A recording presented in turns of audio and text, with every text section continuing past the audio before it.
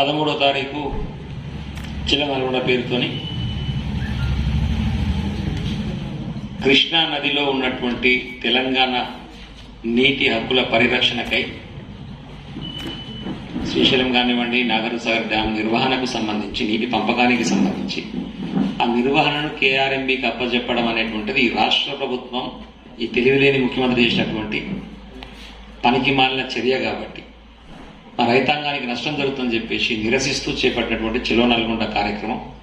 దాంట్లో భాగంగా తుంగతుర్తి నుంచి కూడా రైతులు, బీఆర్ఎస్ పార్టీ కార్యకర్తలు, నాయకులు, కేసీఆర్ గారి అభిమానులందరూ కూడా భారీ ఎత్తున తరలి పోవాల్సినటువంటి అవసరం ఉంది. దానికి అంతర్ సమాయత్తం కూడా అవుతా ఉన్నారు. ఆ క్రమంలో ఈ నియోజకవర్గానికి ఈ మీటింగ్కు సంబంధించి పరిశీలకులుగా వచ్చినటువంటి ఆశన్న గారి జీవన్ రెడ్డి, ఆర్మూర్ మాజీ శాసనసభ్యులు, సహచర ఉద్యమకారులు, వారు మిమ్మల్ని అందరినీ కూడా ఉద్దేశించి మాట్లాడతారు. ఆ క్రమంలోనే ప్రెస్ మీట్ కూడా ఏర్పాటు చేయడం జరిగింది. వాటన్నిటి నిడిచిపెట్టి ధన్మను పోయి మేము ఇచ్చేస్తామని చెప్పొచ్చి మళ్ళా నిన్న ఒక చదువులేని సన్నాసి ఇగో కేసీఆర్ గారు, హరీష్ రావు గారు సంతకాలని చూపిస్తారా? దమ్ముందా? అసలు ముఖ్యమంత్రి సంతకం ఉంటుందా దాని మీద? వీరికి ఏమైనా అవగాహన ఉన్నదా? అసలు కేఆర్ఎంబీ అంటే వీళ్ళకి ఏమైనా తెలుసా? వాళ్ళు ఏం మాట్లాడుతున్నారో వారికి అర్థం కాదు. ముఖ్యమంత్రి ప్రజాపాలన అంటాడు. ఈ ప్రాంతంలో నేనైతే ఖచ్చితంగా కొద్దిగా జరిగిపోయినట్టు అనిపిస్తుంది. గెలిచినాక కోమరెడ్డి వెంకటరెడ్డి పొద్దున ఒకటి మాట్లాడుతున్నాడు, మధ్యాహ్నం ఒకటి మాట్లాడతాడు, సాయంత్రం ఒకటి మాట్లాడతాడు. ఇంకా కొత్తగా చెప్తుండు రేపు వినూత్న ప్రదర్శన చేస్తాడు. వినూత్న అంటే అంగిప్పి కూర్చుంటే మీద లాగిపుతారు ఇక్కడ నల్గొండ ప్రజలు.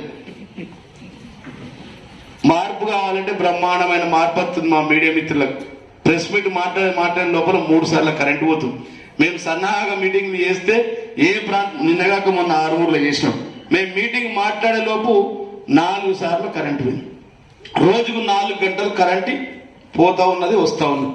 మార్పు వచ్చింది, ప్రజలు కోరుకున్న మార్పు. కేసీఆర్ ఉన్నప్పుడు 1 నిమిషం కూడా కరెంటు పోయింది.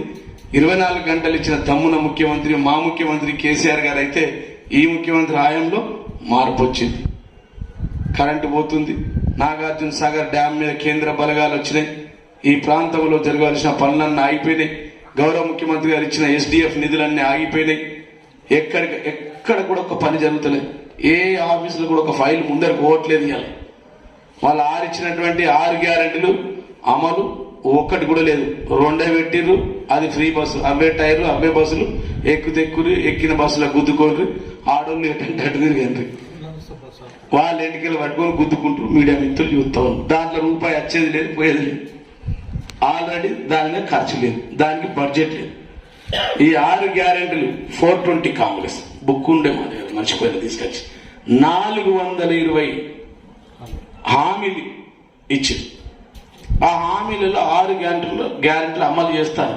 దీన్ని చేయడానికి వీళ్ళు పెట్టిన బడ్జెట్ ఎంతండి? మార్పు వచ్చింది బడ్జెట్లో కూడా.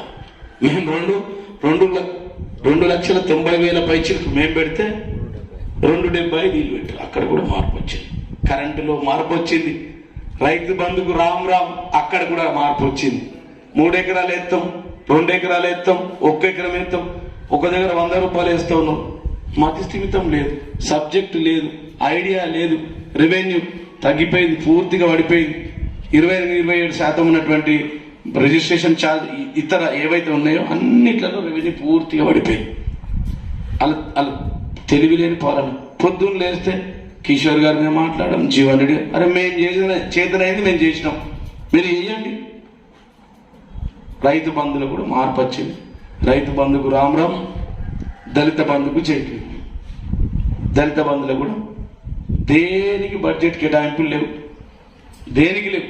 420 హామీలకు 1,00,000 పైచిలుకు కోట్ల రూపాయలు కావాలి. 1,20,000 ఎంత లెక్క వేసింది మేధావి వర్గం. మరి ఇలా కేటాయించిన బడ్జెట్ ఎంత? మీరు చెప్పింది ఎంత? దుకాణం ఎంత? మేము కేసీఆర్ని అడ్డుకుంటాం. కేసీఆర్ అనే వ్యక్తి మామూలు వ్యక్తి కాదు. Is not a man, is a power. ఈ దేశంలో అట్లాంటి వ్యక్తి, అంత సబ్జెక్ట్ ఉన్న వ్యక్తి ఎవరు లేరు. సరే ఇవాళ ఏదో ప్రభుత్వం అడ్డయింది, రాజకీయాల్లో ఓటమి స్పీడ్ బ్రేకర్ మాత్రమే. ఓడిపోయినామంటే పూర్తిగా మేము పక్కన పెడతాం అంటే అర్థం కాదు. ఇది ప్రజాస్వామ్యం, మీరే ప్రజాపాలన అంటారు. ప్రజాపాలన మరి అడ్డుకోవచ్చా? మీరే అన్నారు కదా, ఈ అసెంబ్లీలో చెప్తా ఉన్నారు ఎంతసేపు అయినా మాట్లాడరు అని చెప్పి. అట్లాంటిది అలా మేమొచ్చి కేఆర్ఎంబి యొక్క మొత్తం బట్టబయలు చేస్తాం అన్న ఉద్దేశంతో దాన్ని అడ్డుకోవడానికి ప్రయత్నం చేస్తాం అని అంటే బట్టలు ఇప్పి వినూత్న ప్రదర్శన చేస్తాడు. అసలు పిచ్చి ప్రయత్నం చేయకు, ఆంగి తీసేస్తే మిగతా లాగు కూడా గుంజెత్తారు ఇక్కడ ఈ నల్గొండ ప్రజలని చెప్పి సందర్భంగా తెలియజేస్తా ఉన్నాం. పాలక పక్షంలో కూడా పిచ్చోళ్ళ లెక్క మాట్లాడడం, బెదిరించడం, కార్యకర్తల మీద కేసులు పెట్టడం. బిడ్డ కాంగ్రెస్ నాయకులారా ఖబర్దార్, మేము మీలాగా 10 సంవత్సరాల్లో ఉండాలంటే మీరెవరు మిగిలేదు కాదు. మేము ఎప్పుడు అట్లాంటి పిచ్చి పనులు చేయలేం. ప్రజాస్వామ్యబద్ధంగానే మేము మెదులుకున్నాం, మీ అందరికి తెలుసు. ఇవాళ మా కొత్త కాదు సంఖ్యలు, జైళ్లు, అరెస్టులు, జైళ్లకు పంపుతామని మా ఎమ్మెల్యేలు బెదిరించడం, మాజీ ఎమ్మెల్యేలు బెదిరించడం, మంత్రులను బెదిరించడం. బెదిరింపులకు లొంగే పార్టీ బీఆర్ఎస్ పార్టీ కాదు.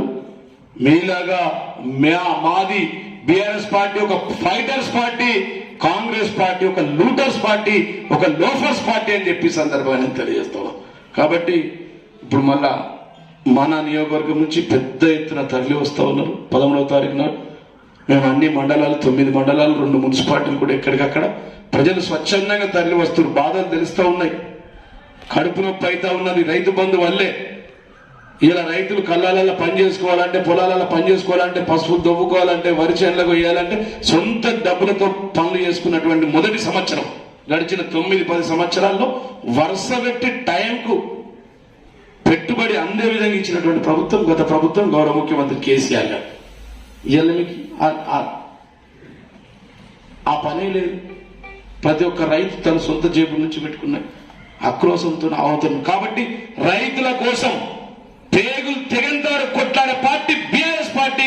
మా ప్రజాప్రతినిధులు మేమంతా రైతుల కోసం, రైతేడ్చిన రాజ్యం బాగుపడదు, ఎద్దేడిచిన యువసం బాగుపడదని చెప్పి ఉద్యమ సమయంలో ముఖ్యమంత్రి గారు చెప్పేవారు. కాబట్టి ఆ రైతుల కోసం మా పేగులు తెగంత వరకు కొట్లాడతాం. కేఆర్ఎంబిని ఎట్లా వాపసు తీసుకురావాలో మళ్ళా తీసుకురావడానికి ప్రయత్నం చేస్తాం. కానీ మిమ్మల్ని మాత్రం వదిలిపెట్టాం. రేపు సభలో మొత్తం మా ముఖ్యమంత్రి గారు బట్టబయలు చేస్తారని చెప్పి సందర్భంగా తెలియజేస్తా ఉన్నాం. ఇటువంటి చెలో నల్గొండ 13వ తారీఖు భారీ బహిరంగ సభ. నీటి నిర్వహణ శ్రీశైలం డ్యామ్ కానివ్వండి, సాగర్ డ్యామ్ కానివ్వండి, కేఆర్ఎంబికి అప్పచెప్పడం అనేటువంటిది దుశ్చర్య, దిక్కుమాలిన చర్య, అవగాహన రాహిత్యంతో చేసినటువంటి చర్య. ఎట్టి పరిస్థితుల్లో రాష్ట్ర హక్కులు కాపాడుకోవడంలో నా బతికే కొట్లాట. ఉన్నంతకాలం తెలంగాణ రాష్ట్ర ప్రయోజనాల కోసం ఏ స్థాయిలో ఉన్నా, ఏ పదవిలో ఉన్నా, ఏ పదవి లేకపోయినా కొట్లాడుతూనే ఉంటా అని చెప్పి కేసీఆర్ గారు మొన్ననే స్పష్టం చేసింది. ఎందుకు ఆ మాట చెప్పాల్సి వచ్చింది? తెలంగాణ తెచ్చుకున్నటువంటి ఒక తెలంగాణ జాతిపితగా తన వల్ల పొరుడుపోసినటువంటి రాష్ట్రం బాగుండాలి, తెలంగాణ మీద అవగాహన అయినా, తెలంగాణ అంటే ఆత్మ అనేటువంటి భావన అయినా అది ఒక కేసీఆర్ గారికే ఉంటుంది. ఇప్పుడున్నటువంటి లత్కోరు సీఎం గారికి తెలంగాణ ఉద్యమం జరుగుతుంటే చంద్రబాబు నాయుడు సంకల జోరుబడి రైఫిల్ రెడ్డి లెక్క తుపాకి పట్టుకుని తెలంగాణ అవసరం లేదని చెప్పి మాట్లాడినటువంటి లంగగానికి తెలంగాణ మీద కానీ, తెలంగాణ ప్రజల మీద కానీ ప్రేమ ఉండదు. ఇది వాస్తవం. ఎందుకు కేఆర్ఎంబికి అప్పచెప్పారు నిర్వహణ బాధ్యతలు?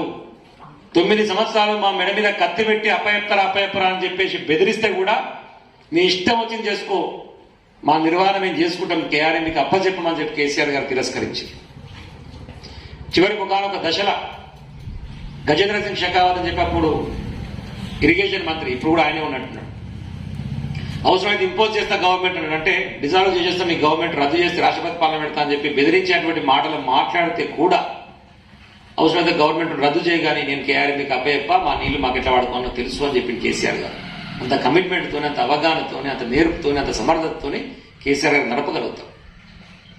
వీళ్ళకి తెలియదు.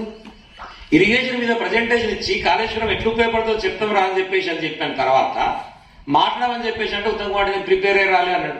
ఆ ప్రిపేర్ అయ్యి రానోడు, ఇరిగేషన్ మీద అవగాహన లేనోడు ఇలా మనకి ఇరిగేషన్ మంత్రి, మన దౌర్భాగ్యం. ఓటుకు నోటు కేసులో దొంగగా రెడ్ హ్యాండెడ్ గా దొరికినటువంటి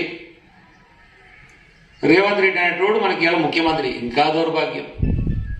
జనవరి 17వ తారీఖు నాడు కేఆర్ఎంబి మీటింగ్ జరుగుతుంది. ఉమాభారతి మంత్రి ఉన్నప్పుడు జరిగింది. మొదటిసారి మంత్రిగా ఉన్నప్పుడు జరిగినప్పుడు అడాక్ బేసిస్ లో మొదటి సంవత్సరానికి మనకు కేటాయించినటువంటి 811 టీఎంసీల నీటిని తెలంగాణ తీసుకోవాలి, ఆంధ్రప్రదేశ్ తీసుకోవాలని చెప్పేసి అప్పటికప్పుడు ఒక 299 ఒక 1 year కోసం పెట్టుకున్నటువంటి ఒక అగ్రిమెంట్. తర్వాత ట్రిబ్యునల్ కేటాయించేసి ట్రిబ్యునల్ ద్వారా మాకు కేటాయింపు చేయమంటే ట్రిబ్యునల్ ని కేటాయిస్తేందుకు ఒక కమిటీని వేసి ట్రిబ్యునల్ ని చెయ్యండి అని చెప్తేందుకు మోడీ గారు తీసుకున్నటువంటి 9 సంవత్సరాల సమయం. మొన్న మన అసెంబ్లీ ఎన్నికల 2 నెలల ముందు ఇప్పుడు ట్రిబ్యునల్ వేసి వీళ్ళకి పంపకాలు చేయండి అని సంతకం పెట్టాడు. ఇంకేయాలి ట్రిబ్యునల్, ఓన్లీ ఫైల్ మీద సంతకం పెట్టాడు. ఇప్పుడు మనం ఏం చేయాలి కేఆర్ఎంబీ మీటింగ్లు అంటే, మీరు వేసినటువంటి ట్రిబ్యునల్ సంతకం ఏదైతే ఉందో ఇమీడియట్ గా ట్రిబ్యునల్ అపాయింట్ చేసి ఆంధ్రప్రదేశ్ వాటా తెలంగాణ వాటా తేల్చండి సత్వరమే అని చెప్పి మనం అడగాలి. అది గతంలో వేయలే. మనం సుప్రీంకోర్టు దాకా కొట్లాడినాం. మీరు సుప్రీంకోర్టులో కేసు విత్డ్రా చేసుకుంటే అది వేస్తాం, అందరం కేసు విత్డ్రా చేసుకున్నాం. మీరు కేఆర్ఎంబీకి అప్పచెప్పాలి నిర్వహణ బాధ్యత అంటే అప్పచెప్పము. నిమిషం దాని మీద మాకు అవసరం ఉంటుంది. కరెంటు తయారైతుంటది. ఈ కరెంటు తయారనేటువంటిది మన వాడకాన్ని బట్టి తయారైతే తప్ప కరెంటు తయారు చేసి స్టోర్ చేసి పెట్టి వాడుకోవడానికి సాధ్యం కాదు. చాలా మందికి ఈ విషయం తెలియదు. సాయంత్రం పూట కరెంటు వాడకం ఎక్కువ ఉంటే ఇమీడియట్ గా శ్రీశైలం డ్యామ్ ఉన్నటువంటి ఆ పవర్ జనరేషన్ స్టార్ట్ చేస్తారు, కరెంటు ఏమైనా తయారు చేసి మనకు అందిస్తారు. వాడకం తగ్గితే ఆటోమేటిక్ గా దాన్ని బంద్ చేస్తారు. అది ఎవ్రీ 30 నిమిషాలకు ఒకసారి చెక్ చేసుకుని దానికి తగ్గట్టుగానే శ్రీశైలం డ్యామ్ లో కరెంటు ఉత్పత్తి అవుతుంది. అది 60 పైసలే పడుతుంది యూనిట్. అదే థర్మల్ పవర్ పాయింట్ అక్కడి నుంచి కనుక మనం కరెంటు తీసుకుంటే దాదాపు 4 రూపాయలు పడుతుంది యూనిట్. అంత ఈజీగా ఉండేటువంటి అంటే రేపు ఆ పవర్ జనరేషన్ నువ్వు స్విచ్ ఆన్ చేయాలన్నా కేఆర్ఎంబీ పర్మిషన్ ఇవ్వాలి, స్విచ్ ఆఫ్ చేయాలన్నా కేఆర్ఎంబీ పర్మిషన్. అంటే ఇక ఉన్నటువంటి పరిస్థితి అవగాహన లేక ప్రతి దానికి వాళ్ళు పర్మిషన్ తీసుకున్నటువంటి ఒక దౌర్భాగ్యమైన పరిస్థితికి మొన్న జరిగిన జనవరి 17వ తారీఖు నాడు మీటింగ్ లో మీ గవర్నమెంట్ లో ప్రస్తుతం పనిచేస్తున్నటువంటి ఈఎన్సీ గారికి సంతకం పెట్టవచ్చు. నిన్న అసెంబ్లీ వేదికగా ఇరిగేషన్ మంత్రులు లేచి మీరు ఒప్పుకొని సంతకం పెట్టచ్చు అని మాట్లాడుతుంటే మనకు చదువు వస్తుందా చదువురా తప్పు అంటే నాకు విచిత్రం అనిపిస్తుంది. మళ్ళీ హరీష్ గారు లేచి ఇక సూర్య నాయన జనవరి 17 నాడు ఇచ్చిర్రు. జనవరి 17లో మా ప్రభుత్వం లేదు, మేము మంత్రులం కాదు, నువ్వు మంత్రివి. ఇంత దౌర్భాగ్యమైన పరిస్థితి ఉంటే ఎట్లా రాష్ట్రం అంటే జనవరి 17 మీటింగ్ పోయేటప్పుడు ముఖ్యమంత్రి అంటోడు, ఇరిగేషన్ మంత్రి అంటోడు కూర్చోబెట్టుకుని రివ్యూ చేసి అలా మీ వాదనలు ఏమి వింటారని వీళ్ళకి చెప్పాలి. నేను కొనుక సోయి ఉంటానా? అధికారం వచ్చింది, ఏడేం దొరుకుతుంది, ఏం వేసుకపోదాం, ఈ సోయి తప్ప తెలంగాణ ప్రజల మీద కానీ తెలంగాణ ప్రయోజనాల మీద కానీ ఈ నీటి పంపకాల మీద కానీ కనీసం అవగాహన లేనటువంటి వాళ్ళు మనకు మంత్రులు. దాన్ని నిరసిస్తూ మనం మీటింగ్ పెడుతున్నాం. ఎట్టి పరిస్థితి కేఆర్ఎంబీకి అప్పచెప్పొద్దు. ఇది మీటింగ్ అంటే ఎవరి మీద మన యుద్ధం? కేంద్రం మీద. ఈ దిక్కులకు ఎవరి మీద యుద్ధం చేస్తుంది కేసీఆర్? మరి రాష్ట్ర ప్రజలకు సంబంధించిన అంశం కదా. అయ్యో ప్రభుత్వం తరఫున కొట్లాడుతున్నాం, కేసీఆర్ సపోర్ట్గా పోయి కలిసి మనం ఉమ్మడి చేతులను ఎదుర్కోవాలి అనేటువంటి మినిమం సోయి లేదు వీళ్ళకు. దానికి మీటింగ్ కేసీఆర్ వస్తా అంటే ఈ తుక్కలోడు ఈ కలుదాగిన కోతి కోమటిరెడ్డి అంటోడు కేసీఆర్ అడ్డుకుంటా, కేసీఆర్ ముక్కు నెలకు రాయాలి. ఎవర్రా నువ్వు అవలేగా దొరికినవి కన్నా? దేనికోసం వస్తుంది కేసీఆర్? దేన్ని అడ్డుకుంటాడు? క్షమాపణ చెప్పి ప్రారంభించాలి. దేనికి క్షమాపణ చెప్పాలి? ఇన్ని సంవత్సరాలు నీళ్ళు ఇచ్చినందుక నల్గొండ జిల్లాకు, ఊహించినటువంటి పంటలు పండించినటువంటి వెసులుబాటు ఇచ్చినందుక, కరెంట్ ఇచ్చినందుక, రోడ్లు బాగా. ఆ కేఆర్ఎంబీ అని మొత్తం నాకు తెలిసిన నోటితో బలగకూడదు రాదు. ఆ కేఆర్ఎంబీ ఫుల్ ఫామ్ తెలియదు. ఆ బీటెక్ సగంలో పాస్ అయిపోయి వచ్చి బయటకు వచ్చినటువంటి కేసులు ఇవన్నీ ఈ కిస్మత్ ఎక్కుందంటే ప్రజలు కూడా గమ్మతుంటుంది ఒక్కోసారి. ఇందాక చెప్పిండు మా జీవన్ ఇది 5 సంవత్సరాలు దాదాపుగా ఎంపీ ఉంటే 5 సార్లు కూడా రాదు. ఒక్కనాడు కూడా పార్లమెంట్ ఒక ప్రశ్న అడగదు. వీళ్ళు మాట్లాడతారు. మరి ఇది కావాలి తెలంగాణకు అడగాలి కదా ప్రజల మీద ప్రేమ ఉంటే. కానీ ప్రజాక్షేత్రంలో ప్రజలు గొప్పవాళ్ళు. అవకాశం ఇచ్చారు, మీకు అవకాశం ఇచ్చారు. మా ఏమరపాట మా పొరపాట మీకు మాకు తెర 4 లక్షల ఓట్లే కావచ్చు, 1.8% కావచ్చు, కానీ ప్రజాస్వామ్యంలో మీకు అవకాశం వచ్చింది. మేము చేసిన దానికంటే గొప్పగా ఏం చేస్తావో చేసి చూపి. ఇది మనం చెప్తున్నాం. అది వదిలిపెట్టి వీని తిట్టాలి వాని తిట్టాలి. కేఆర్ఎంబీకి ఎందుకు అప్పచెప్పారంటే క్యాబినెట్ ముందర ప్రెస్ మీట్ పెట్టిన రేవంత్ రెడ్డి అటు కేసీఆర్ పట్టుకుని తెలంగాణ జాతి పట్టుకుని రాండా అని మాట్లాడతాడు. కేఆర్ఎంబీకి ఎందుకు ఇచ్చారు చెప్పండి అని చెప్తే దాని మీద సమాధానం ఇప్పటివరకు చెప్పడు వాడు.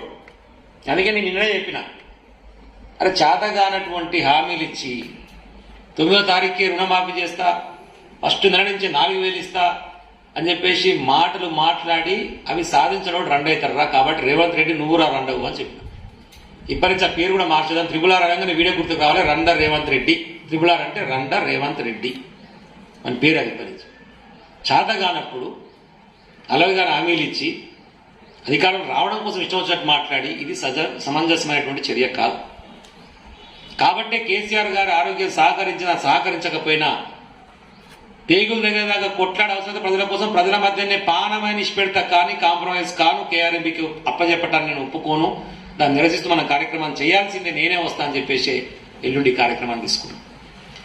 ఈ విషయం కూడా చాలా మందికి అర్థం కాక ఆగమగమైపోతుంది. ఆ క్రమంలోనే మా సహచర ఉద్యమకారులు మాజీ శాసనసభ్యులు ఇక్కడ పరిశీలకులుగా రావడం, ఇక్కడ నుంచి తరలిపోతున్నటువంటి రైతాంగానికి కూడా మేము చేయాల్సినటువంటి సహాయ సహకారాలు అందించడం, భారీ సంఖ్యలో మీటింగ్లో ఇంకా విశ్లేషణపూర్వమైనటువంటి ఉపన్యాసాన్ని కేసీఆర్ గారు ఈ రాష్ట్ర ప్రజలకు రైతాంగానికి అర్థమయ్యే విధంగా విషయాలను విడమర్చి చెప్తారు. కానీ చిల్లర మల్లర మాటలు మాట్లాడి పొద్దుగాల 11 గంటలకే మందాకి ఇట్లబండే అటువంటి కోమటిరెడ్డి లాంటి వాడు ఇష్టం వచ్చినట్టు మాట్లాడితే మాత్రం ప్రజాక్షేత్రంలో వినూత్న నిరసన నువ్వు తెలియజేసినావు కానీ వినూత్నమైనటువంటి జవాబు ఆ సభా వేదిక దగ్గర దయచేసి నీకు లభిస్తుంది. అటువంటి వాటి సాహసాలకు పోకు, కన్నులు తినకు అని చెప్పేసి మరొకసారి హెచ్చరిస్తూ కార్యక్రమం ఏదైతే ఎల్లుండి జరగబోతుందో చెలో నల్గొండ పేరుతోని దాన్ని దిగ్విజయం చేసుకున్నామని చెప్పేసి అందరినీ కూడా మీ ద్వారా హృదయపూర్వకంగా విజ్ఞప్తి చేస్తాను. జై తెలంగాణ, జై కేసీఆర్.